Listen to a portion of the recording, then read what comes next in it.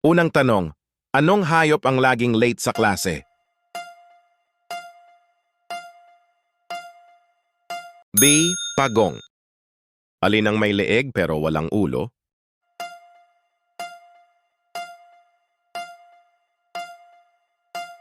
Boti.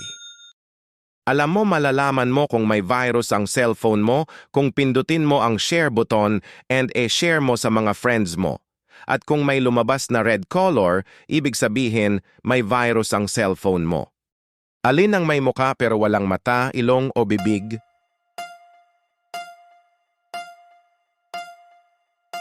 B. Salamin. Anong bagay ang hindi nababasa kahit ibabad sa tubig?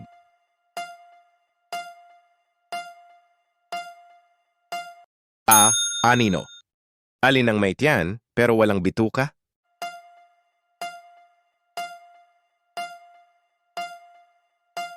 A. Kawali. Try mo itong comment. 'Di ba mag-rainbow ang screen ng cellphone mo? May bintana pero hindi bahay. Ano ito?